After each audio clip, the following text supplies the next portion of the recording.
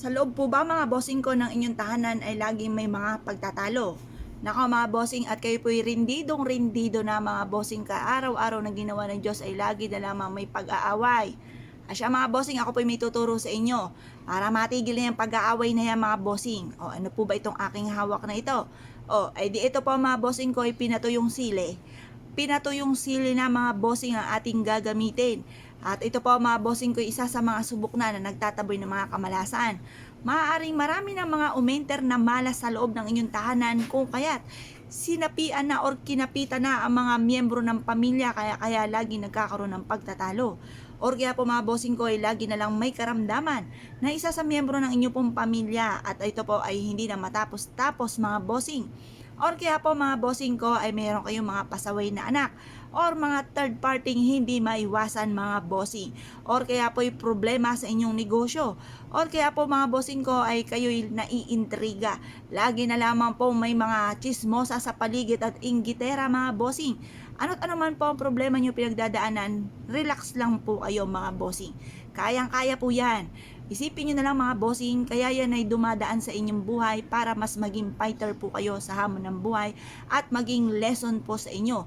Pero syempre, kung ito po ay nag-stay na bagay napasarap na sa inyo pong pamilya, ang mga problemang yan, aba ay kailangan na nating solusyonan po yan. Huwag nyo po yung pagtisan. Ano po ang dapat nating gawin? Eto, baka maibigan nyo po ito dahil kailangan nyo nagustuhan nyo talaga ang inyong gagawin. Ito po ay pinatuyo or kaya po ay kung hindi pinatuyo ay bumili kayo ng siling labuyo mga bossing.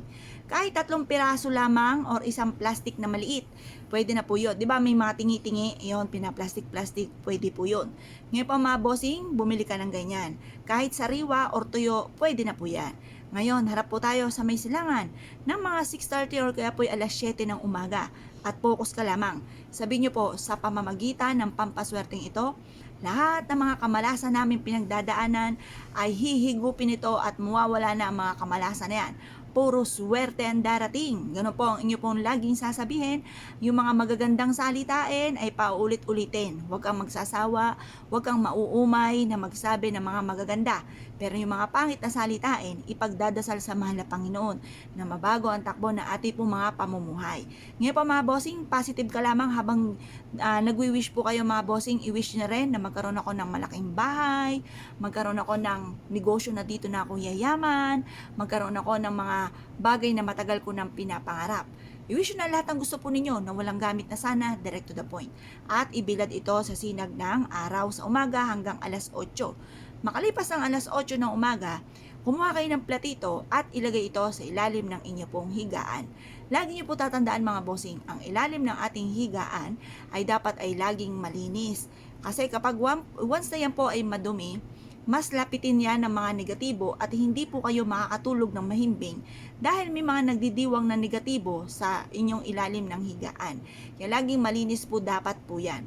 Pwede rin naman na ilagay nyo ito sa isang pouch na kulay pula or kaya ay kulay gold or kaya ay kulay green at isabit sa inyo pong main door upang sa ganoon walang maka-enter na kamalasan sa loob ng inyong tahanan.